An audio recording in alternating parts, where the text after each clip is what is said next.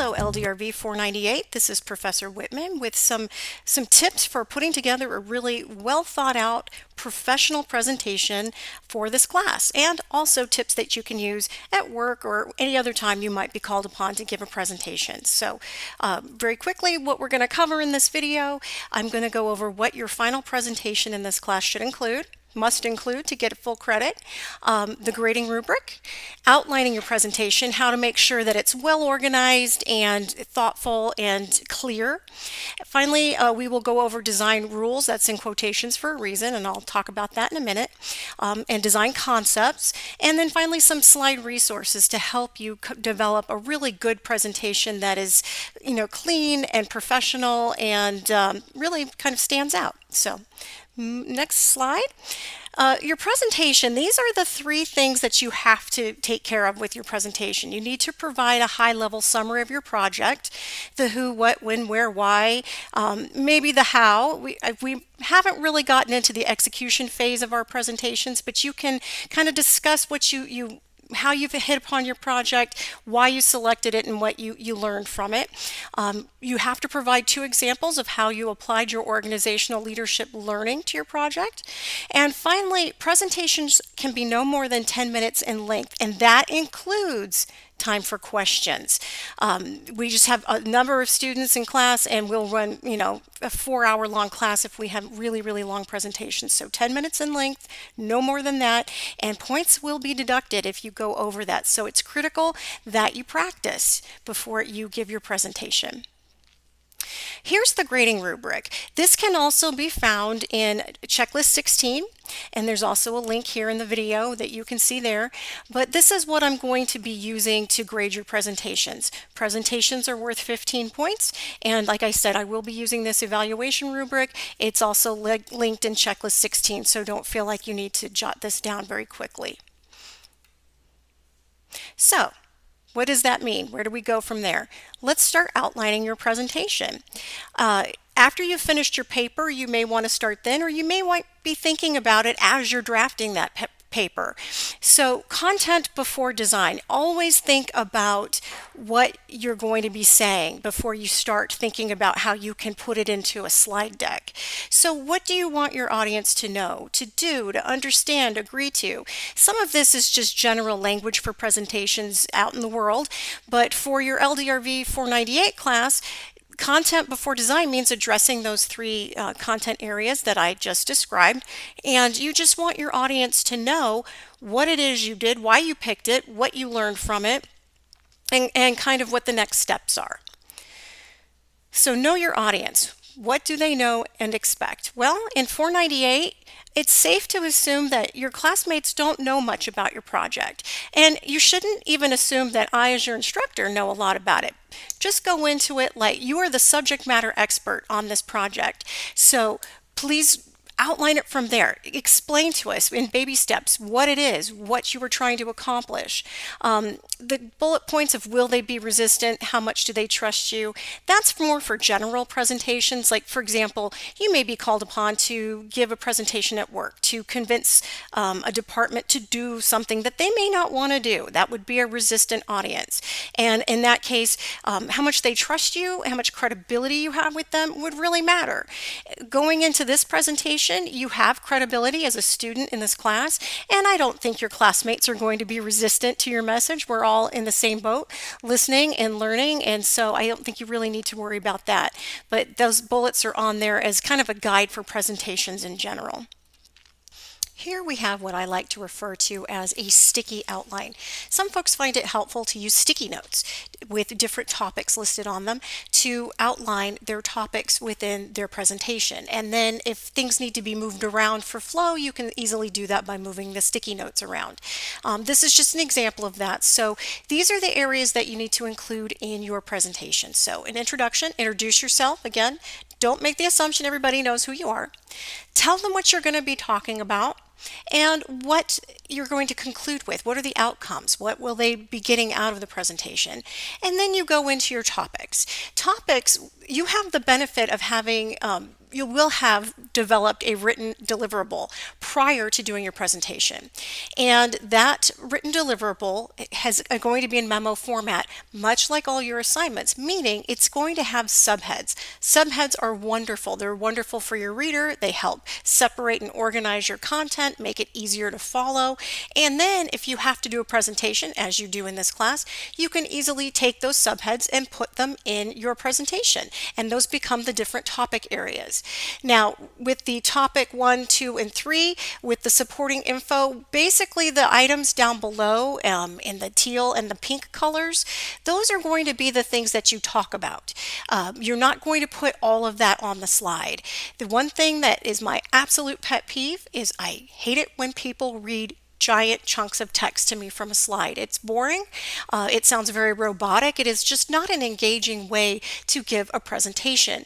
So make sure that you're using just the bare minimum on the slides. You can have speaker's notes. You can have anything that you need to give the presentation. It doesn't all need to be on the slide.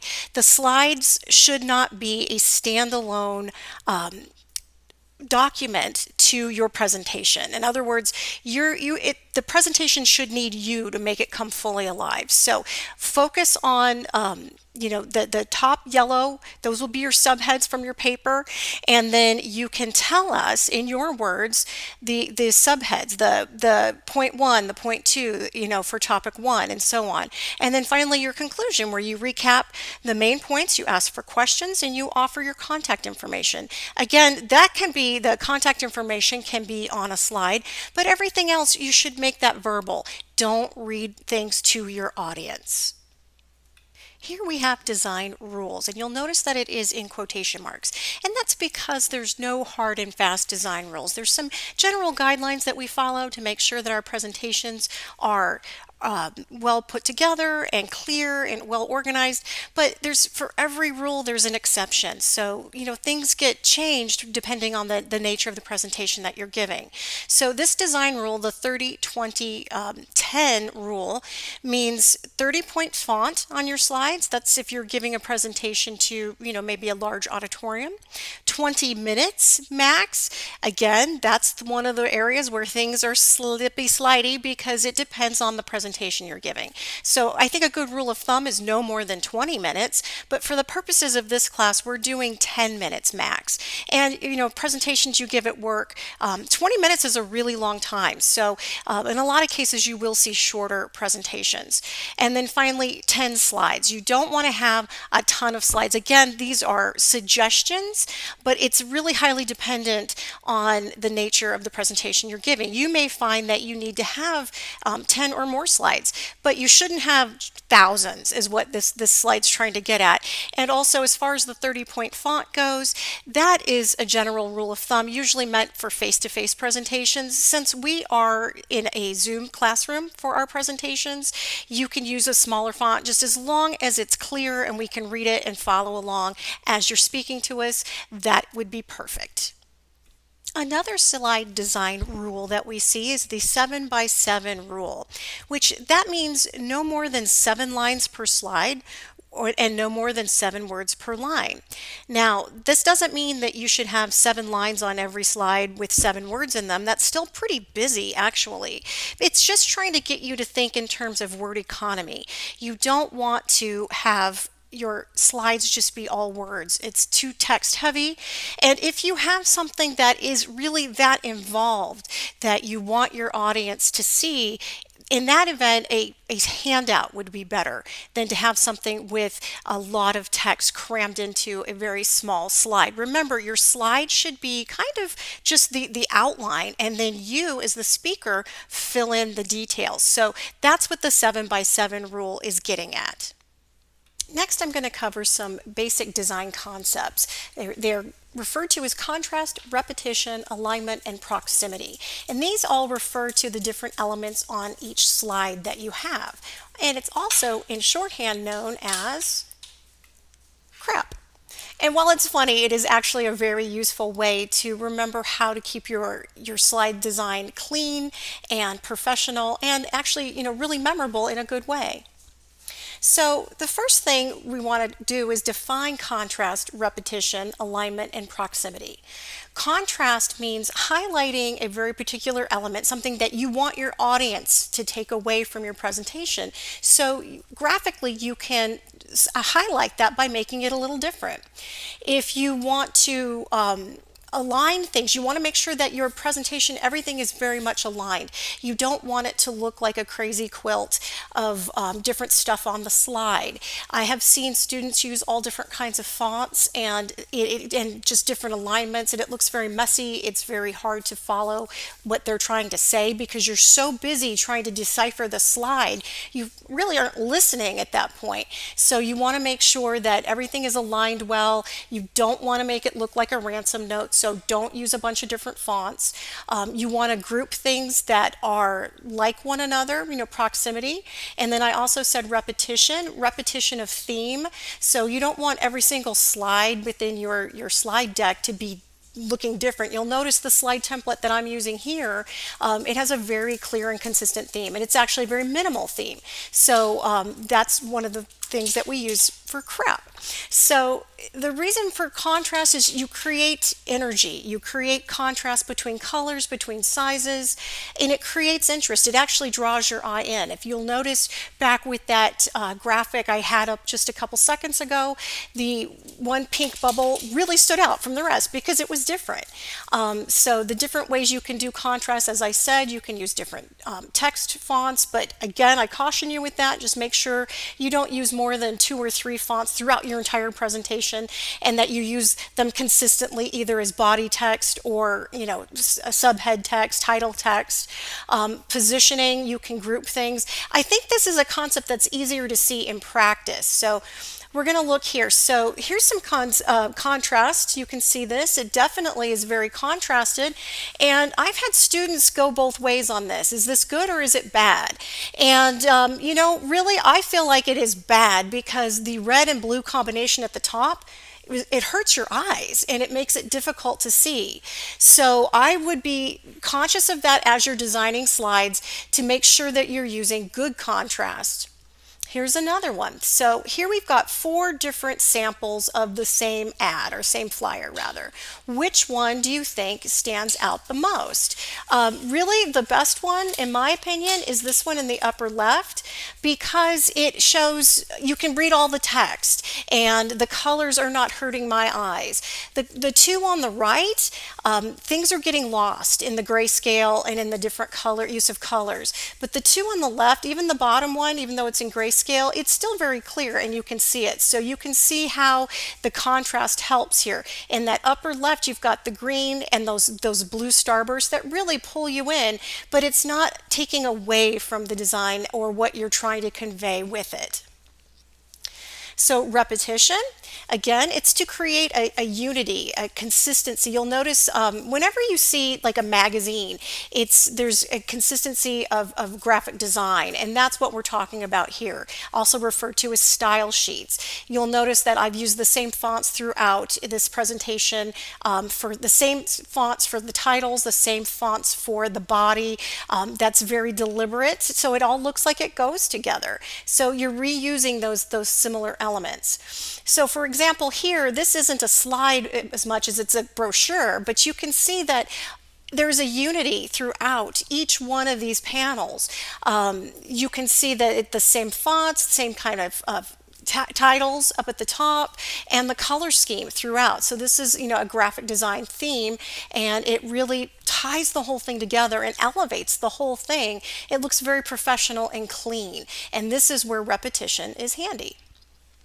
Finally, alignment. Again, when you don't have alignment, things get messy really quickly, and you're not really utilizing white space well. Sometimes people think that you have to cover up every square inch of the page, or the screen in this case, but that's just not true.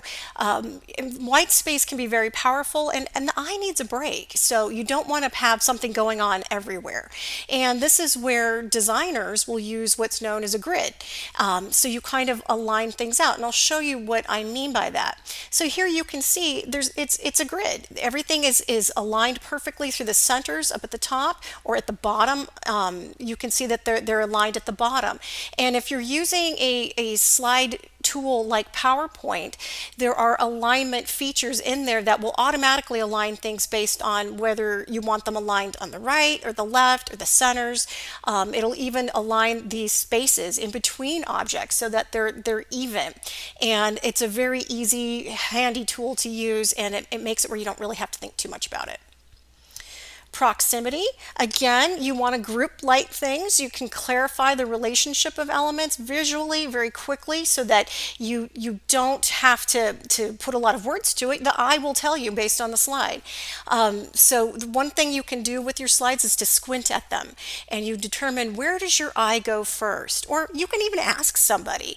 Sometimes when you've worked on these things a lot, it can be very easy to get lost in it and you're too close to it. You can't see things anymore the way somebody who has a fresh set of eyes can see. So do the squint test. Where does your eye go first? And then you, based on that, design your slide around that. And you just want to make it easier for the reader to find things. Design and practice. We're going to see all of these elements that we just talked about here. So we have two slides here. You can see that they are the same information, but which one looks more professional and clearer than the other? And it is the one on the right, because we have eliminated that background, that green background, which is kind of contrasting with the orange text and graphics on the page. Also, this is one thing I really want to stress is you see the clip art that's put on the slide. On the left-hand slide, that just looks like something they grabbed. It's actually stepping on top of the type, which is a big no-no. And it just looks very unprofessional. But all you have to do is do a slide with a white background and then enlarge the photo a little bit. And then look at this cool graphic we have now on the right-hand side. It's much more interesting. And it tells a story without words. You're seeing that, Japanese have lower obesity rates than other countries. And then we're showing what is typically Japanese food, maybe a healthier food option. And we're implying that here without even saying that. So this is the power of the clip art that you choose and how you choose to put it on the slide. Here we have an Elvis impersonator, and yeah, either one of these can work, but the one on the left, again, it looks unprofessional because it's got at least two different fonts in a very small place. And then we've got the clip art is so small you can't really make it out. It's lost. So if you put it on the right side and you enlarge it a little bit and you have a consistent color palette behind it, the pink background, it just looks so much more fluid and professional. So that's what you should focus on when you're using your clip art. And here we have a public and private expenditure on health. The clip art on the panel on the right is the one that I really want you to pay attention to.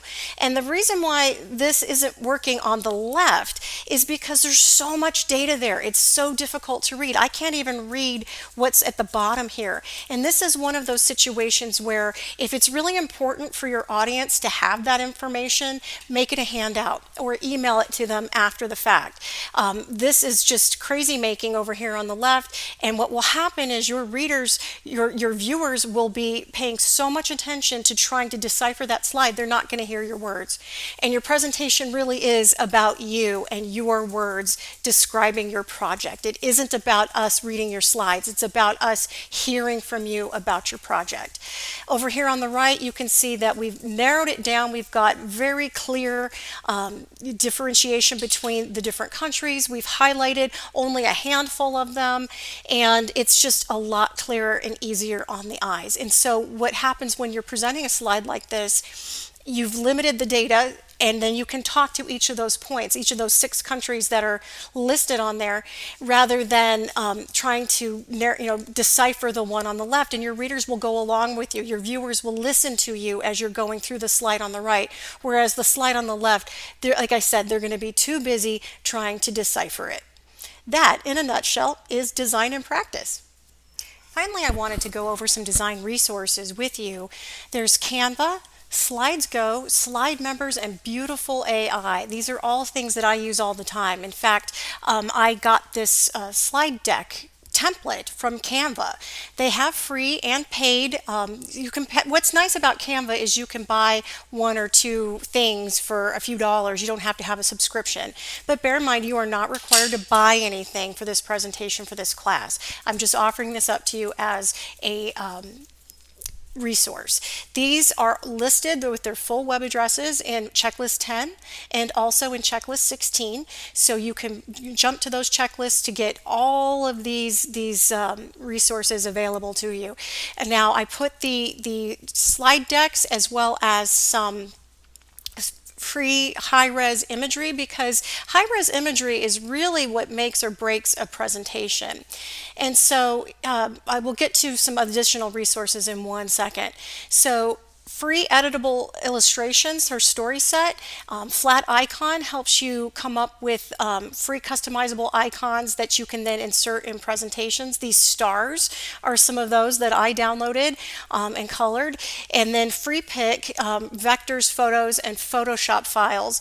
The thing is what happens, what tends to make most presentations look junky is people use bad clip art that they've found on the internet.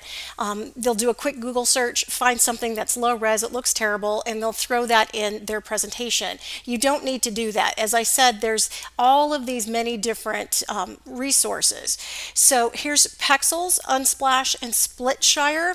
These offer free high-res images, and so it's really wonderful. You can get lots of really great high-res photos that you can use to jazz up your presentation. And as I said with this last one, you can then create customized clip art for your, and icons and whatnot for your presentation. And you'd be surprised, just taking that extra little bit of effort, it elevates your presentation to really great levels. So again, all of these are linked in checklist 10 as well as checklist 16. It's the same list in both places. So Pexels, Unsplash, and Splitshire, those are the high-res images. They are free. There's also paid ones out there. I don't want you to have to go out and spend any money on this. I use Pexels all the time. Love it. And sometimes they ask for you to do a credit, meaning that you credit whoever the artist was. Other times you can just download it. So take that extra step. Don't just Google something. Go to these websites for these resources. Finally, on the night of your presentation, make sure you've practiced it. And since you will be giving the presentation from your own computer, you're going to run your own slides and share them via Zoom, you should be comfortable with that environment. Nervous energy, transform it into enthusiasm. I do this all the time. You would be surprised. I've been teaching for 10 years now, and I still get nervous. And I like to turn that into just being enthusiastic about the topic. So just know that it's going to be all right. Even if you have tech problems or anything like that, envision a positive outcome, and we will get through it.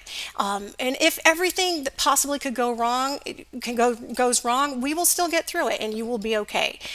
This is a nice, friendly place to practice presentation skills. So before you get started, take a deep breath. Smile, work on your pauses, and have water handy. Now, you may be wondering why I'm telling you to smile if you are giving a slide deck presentation where we can't see you. But you can tell when someone smiles, you can tell it affects their voice. And I know that sounds corny, but it's true. And it comes through as that kind of positive enthusiasm. So just bear all of that in mind. There's a link down here at the bottom, tips to make you a better presenter. I believe that one is listed in the resources in checklist 10 and 16. And then finally, coming back to your capstone presentation, remember, high-level summary of your project, 2 examples of how you applied your organizational leadership learning to your project. Use slide design techniques from this class. Go get a cool template from Canva, or use the crap principles that we discussed today. So anything like that, make sure you're incorporating it into your presentation so you can elevate it, and it's not just the boring same old template that comes out of Google or PowerPoint. Use the presentation grading rubric to kind of guide you a little bit. And finally, as I said before, do not read your slides. So there's a lot of text on this slide. This slide right here violates a bunch of the design rules that I went over earlier. And I tried, though, if you'll notice, to not read it to you because you can read. And I just think it's irritating when people put tons of text on a slide and then they read it to you because it just takes you right out of the presentation. The only reason why I have this much text on here is to give you guidance for your final deliverable for your presentation. But ordinarily, I would hesitate to put this much on the slide. It's too much. And then what happens is you're probably reading this as I'm speaking right now rather than listening to me. So, but again, you have this as help for when you're preparing your presentation. So that concludes everything I wanted to share with you about design. If you have any questions at all, please don't hesitate to reach out to me. And don't forget about your reflection assignment, which is due on Sunday. Take care.